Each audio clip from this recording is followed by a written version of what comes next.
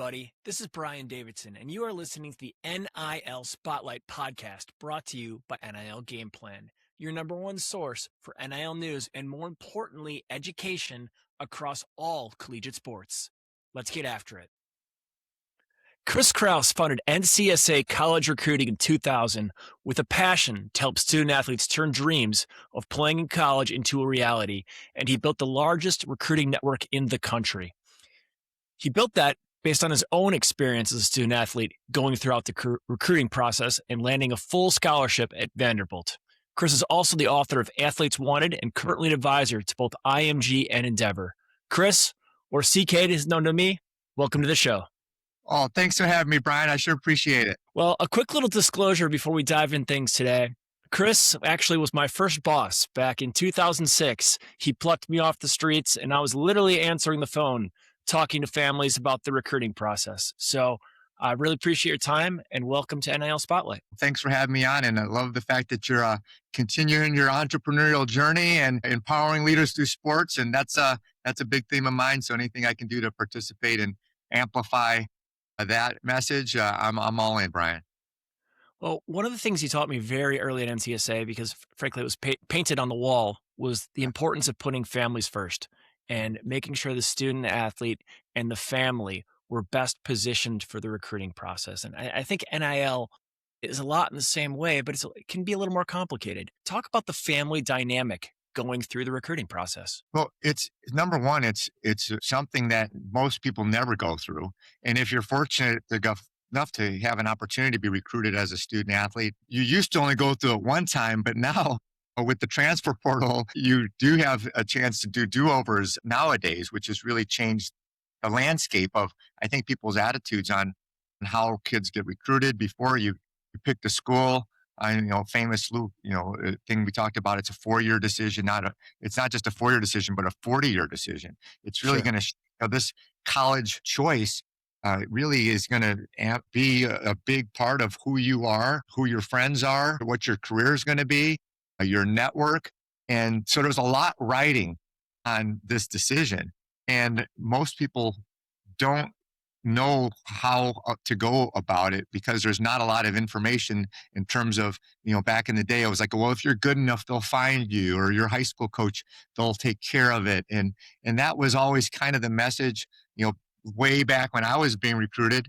But nowadays there's a lot more to it. There's a lot of things people can do to move the needle. When people start realizing that, there's 1,700 universities out there in colleges that are looking for talent, and there's, 500,000 opportunities, about 150,000 a year slots that need to be filled. And most people don't have the recruiting budgets to really recruit on that national scale. Most of the D2, D3 schools, even the Division I programs, non-revenue sports, you have a few $1,000s to try to recruit the nation, or now they recruit the world. There's talent. Sure. People are coming over from different countries. So there are a lot of people that got missed in the process, and that I learned when I went through it. And so when we started NCSA, I kind of used myself as the guinea pig as to, I ended up getting a full scholarship at a Division I SEC school at Vanderbilt.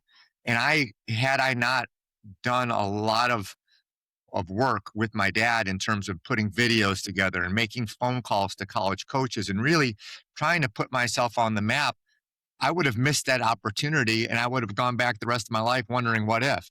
And the big aha moment is, I don't want any family to go through wondering what if we could give them a chance to look at all the opportunities realistically, and also look at the great opportunities, not just athletically, but most of the best universities and colleges aren't the Division I schools. And if people start to look at the great D3 opportunities and great D2 opportunities that they could possibly play at, sports can leverage you into a better opportunity, get you into a better school, but then also, I think, be able to help teach you the skills of leadership and things that can set you apart from the rest of the workforce that are trying to get those jobs afterwards. Chris, you mentioned that the coach can't do it for you. And I think that's such an important lesson, not just in recruiting, but especially across NIL. A high school coach is simply not equipped to help you negotiate a revenue sharing deal. They Right. don't have that level of financial literacy. They don't have that background. Right. Frankly, they've only been through it. This is brand new. Maybe they've gone through it with two or three athletes, Right. maybe. Whereas a network like NCSA went through things thousands of times.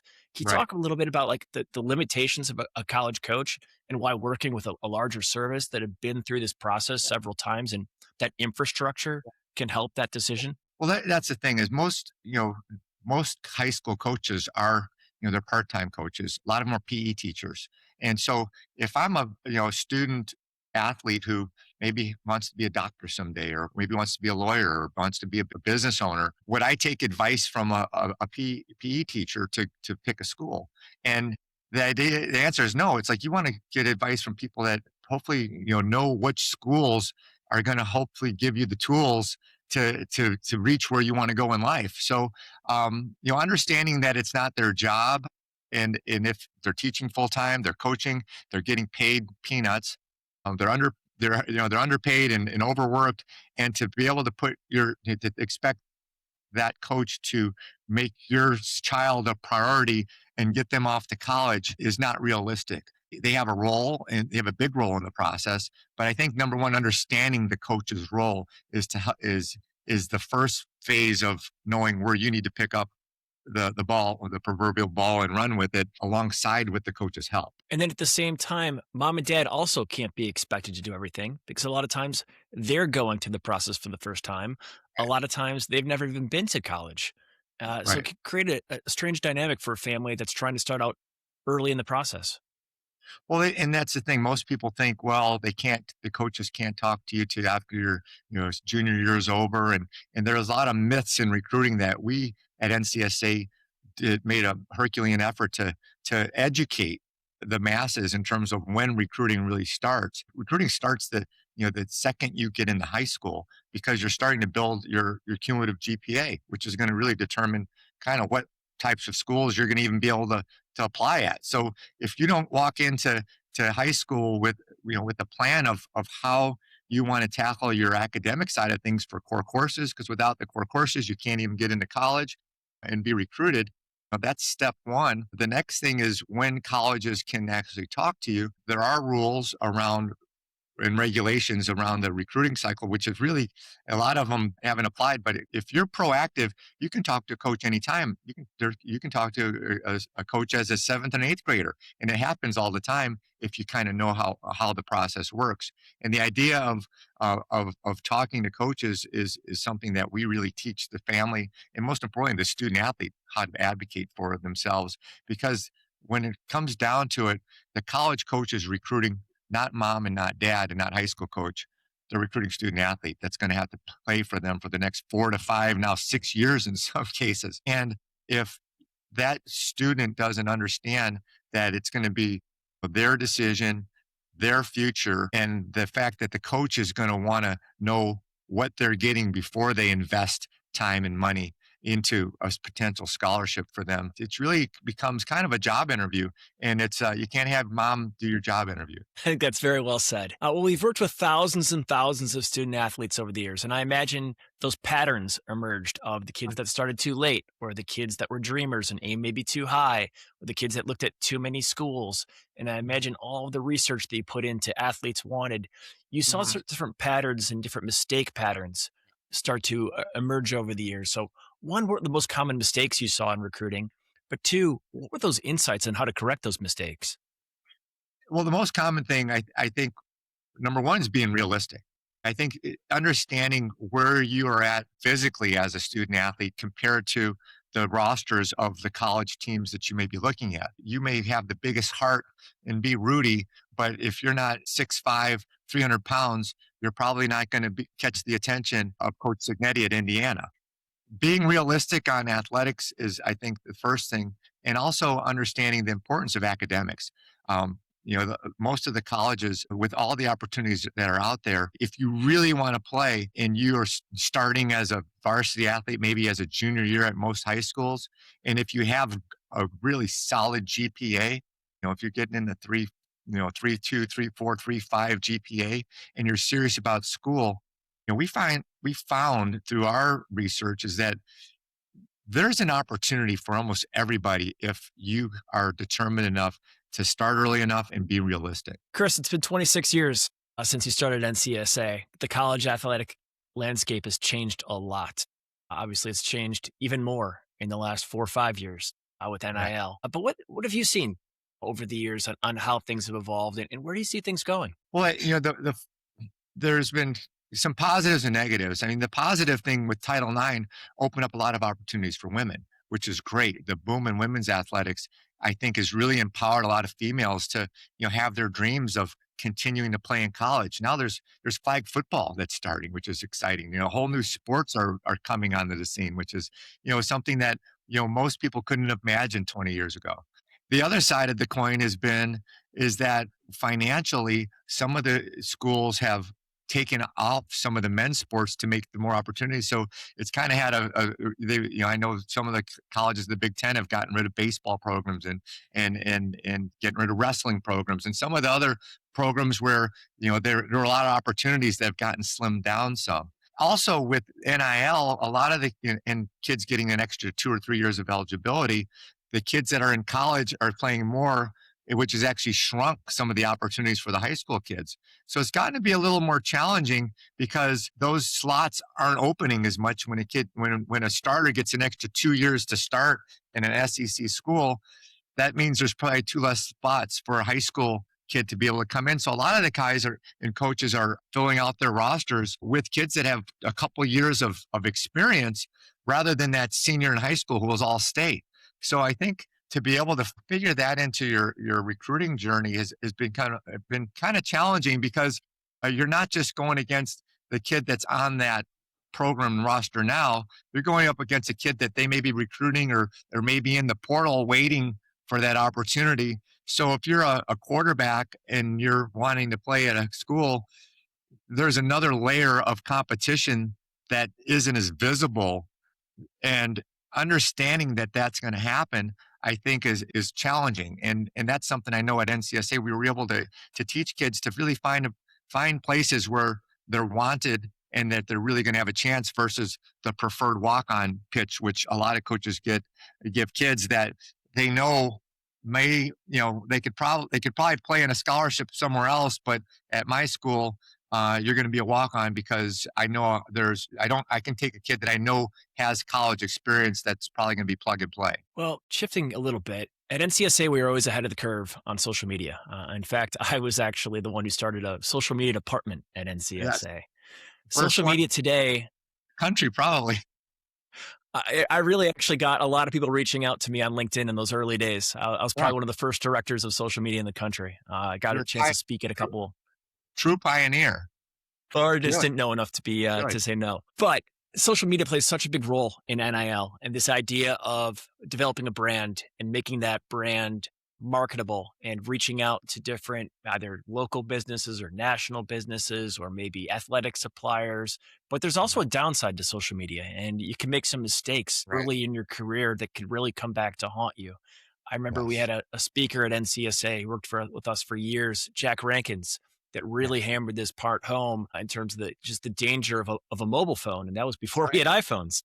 So Right. a lot of things can get out there that could damage your brand later in life. And I wish you could speak to that. Or could you speak to that a little bit? Well, with AI now, you pull someone's name up and it can pull, everything you put online is there forever, whether you like it or not. And Sure. I think a lot of, when you're a seventh and an eighth grader and you think you're doing some funny prank, and all of a sudden that's something you live with for the rest of your life, uh, you, people get kicked out of schools. People get labeled things because they thought they were being funny and they didn't realize the impact negatively how it could affect their family. So just at that basic root level, understanding that what you put online is who you are, whether it's true or not. It's what people perceive you as, and perception is reality. And it's hard to go back and expunge and get rid of things that are unflattering, maybe impossible. So I think for parents to really educate, if a kid has a goal of playing in college or just being a good person and getting getting a job later in life, those things can come up and get you, when you're interviewing for your internships and or for your first job on Wall Street, possibly. And if people know, begin with the end in mind, that that's could so negatively affect them, I think we as a community and as a family and as a father need to do all we can to protect the kids because their brains aren't developed. They don't make smart decisions. And they're not old enough to do that. That's kind of part of growing up. The problem of growing up is you used to do it in a safe environment at school and you made mistakes and then you got a detention or you got suspended or whatever, and then it all went away. That doesn't happen anymore. And I think to be able to be as if the more we can educate our kids on the perils of social media, and it can be a great advancer in terms of your brand and maybe reaching people and sharing who you are and what you like, if done the right way. But any way that we can teach kids etiquette and teach kids social responsibility. There's bullying that goes on social media that happens. There's people are at a party getting caught doing something, and so the negatives are there, but also the fact that it's so amplified and everyone has a camera these days, hopefully may make students who are serious more aware of their surroundings and who you are is who your friends are and who you're hanging out with is your brand, and may make hopefully kids get a chance to say, maybe I don't want to hang out with this group because I'm just, even though I may not be drinking or smoking or doing what they're doing, if I'm next to them, I'm gonna be associated with that. And Hmm. the idea of if you're hanging out with five super successful entrepreneurs that all have jets, you'll probably be the sixth one that'll have a jet. If you're hanging out with five people that are hanging out at the bars and getting drunk, you're going to be the sixth drunk, and or at least you'll be affiliated with that. Finding out who your social circles are, and hopefully this can become making a higher alert and awareness of having better friends and making better choices of who you want to be around to be able to hopefully enhance who you are versus bring back who you are. Because the idea of crabs in a bucket, people want to pull people down. And if I'm doing it, well, he's doing it and she's doing it and they're all doing it. Well, it's like my mom used to say, if Bobby runs off, jumps off the end of the bridge, you're going to do it too. It's that whole thing that that age old thing that our parents taught me when I was a kid. It applies. It's like you are who you hang out with. Chris, you've always pursued entrepreneurial education as long as I've met you, and I've always known how you've preached the importance of athletics in becoming an entrepreneur and the lessons that you learned. Can you talk about that a little bit further, especially for these student athletes that are probably having to approach business a little bit earlier than you had to because they're literally becoming employees by getting a check from the university or from RevShare or from NIL deals at a very early age, and the importance of being a responsible entrepreneur. Well, that's the kids are being thrust in these roles, whether they like it or not. If you're a five-star recruit, you immediately are going to have 100,000, 200,000 people following you just because of what you did on the athletic field.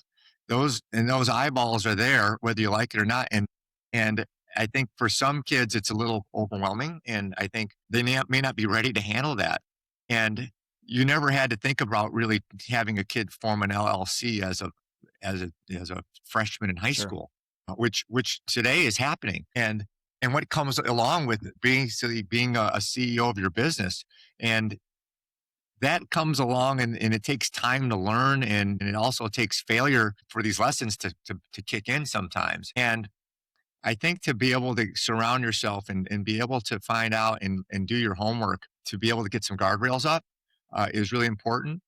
But not everybody wants to be an entrepreneur, and the idea of being a leader, sports a lot of times teaches us about leadership early, which is awesome. And that's one of the beautiful things about sports is as a team, usually if you're the better athlete, you become a team captain. People look up to you.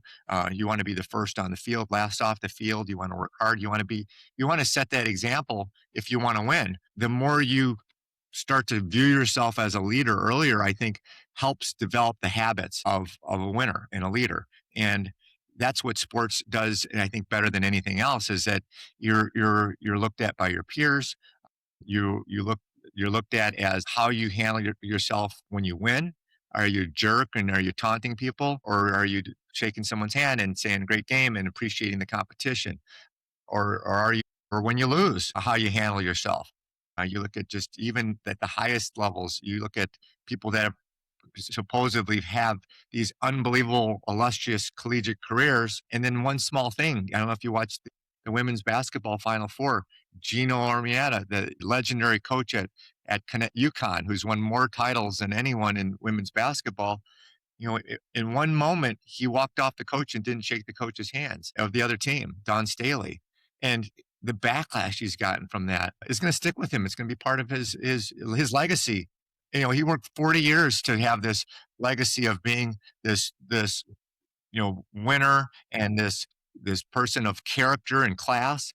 But you do one thing like that, and people remember you for those things. And I think sports can teach you those valuable lessons, and that in one moment that it could all go, the view of who people think you are goes away. Diego Pavia, our quarterback at Vanderbilt, who I'm friends with and I love the kid, one instance at the end at the Heisman, he's out after celebrating, after he came in second to the Heisman to your quarterback Mendoza, and he did some dumb things at a nightclub that got on TV.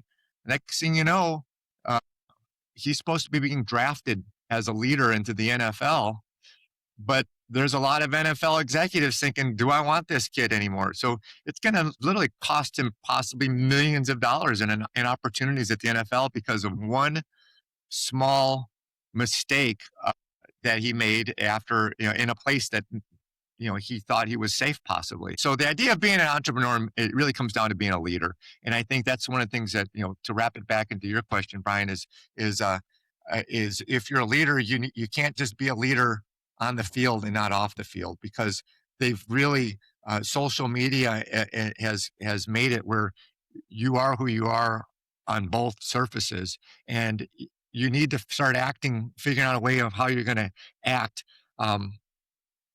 congruently. You can't just be the person that's a great leader on the field and be a jerk to your classmate at school because you think you're better than them. And I think hopefully as an athlete, we can teach those lessons of how important leadership is, on and off the field. If you're, a good football player, but if you're bullying kids at the lunchroom, that's not a good look. And coaches today, they don't go and ask about just the coach of who your football coach or your basketball coach. They go and ask your teachers, how are they in class? Are they asking questions? Do they sit in the front of the room or the back of the room? Are they getting their classwork on time? Do they show up on time? Are they tardy to class? That's the thing. Coaches, people think that it's just on the field, but most of the time coaches are looking at how are you off the field? How are you in warmups? What are you doing? How do you treat the lunch lady in the lunch line? And are you pleased and thank youing, or are you saying, hey, give me some more potatoes and be on your way? Well, I think that's a perfect segue to wrap things up. I know you're just back on campus and we were honored with the Krause Leadership Symposium.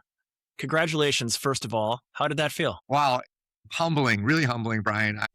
Vanderbilt gave me a lot, gave me an opportunity, gave me a chance to go from blue collar North Chicago to be able to play football in the SEC and get a world-class education, and also surround myself with so many leaders and smart people that are way smarter than me, and opening me up for opportunities to get the internships at the consulting firms where I was able to learn sales and management and build a lot of the tools that really shaped me into and gave me the confidence to be the entrepreneur and start a company. That I think entrepreneurship, back to from your previous question, it takes courage.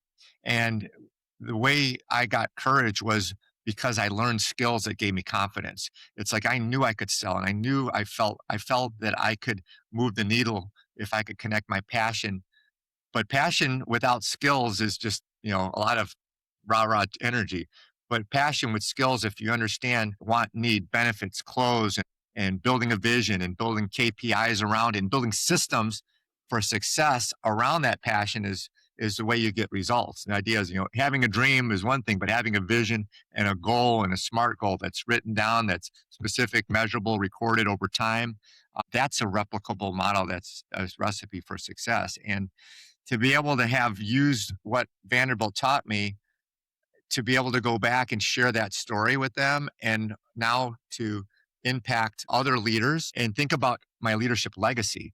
I just turned 60. So I'm like, what's my legacy going to be? And I look back and I think about other leaders, and you're one of them. To be able to be proud that I had some role in hopefully maybe, sharing some knowledge or some wisdom or some inspiration to help other leaders that have gone on to do cool things and have inspired other leaders. That's kind of my measure of a leader is how many leaders have I helped elevate and have I helped inspire? And when I look back at the kind of the coaching tree or the leadership tree of the people that I've worked with, from people that are still running NCSA to people like yourself and a lot of other people who had a chance to work at NCSA and hopefully learn some great tools and then take those tools to their passion and be successful. That's a win in my book. And hopefully, when I'm gone, that's all that'll be left behind. And to be able to know that I was able to have a impact at Vanderbilt in helping them build a sustainable leadership model. And then that means the world to me, and it gives me a lot of passion. I'm writing another book. It's called Built to Win, BILT, Built to Win, and I'm doing it with Vanderbilt. And it's how leadership turns into legacy. And to be able to share those stories that we've learned through 40 years of experience with 20-year-olds, how much further advanced will they be as leaders? I look at them as if I can give them those tools and let them take their knowledge and wisdom and passion and help them change the world, we'll have a better place we'll be living in when I'm an old man or gone. Well, thank you for that. Thank you for being on the pod. We'll have to have you back when the book is out. Oh, I'd love to be anything back. anything you want to leave the listeners with? No, I think, just I love leaders are learners. And I think the thirst for knowledge is something that I learned at Vanderbilt. And I think if people start looking at themselves as a leadership journey that never ends, and if you can learn something from the amount I'm learning from these students has been incredible. I get more from, I think, learning from the students by teaching leadership than I think I've ever learned in other ways. So I'm going to encourage hopefully anyone that's watching to dig in, think about their leadership journey, and starting early and surround yourself with people that you can learn from is the recipe that I've used for success. And hopefully we can pay it forward that way. So thanks, Brian. You got it. Thank you, CK. Thanks for listening to the NIL Spotlight podcast. Be sure to rate, review, and subscribe wherever you get your podcasts. And don't forget to visit nilgameplan.com to get started on your NIL journey for free. We'll see you next week.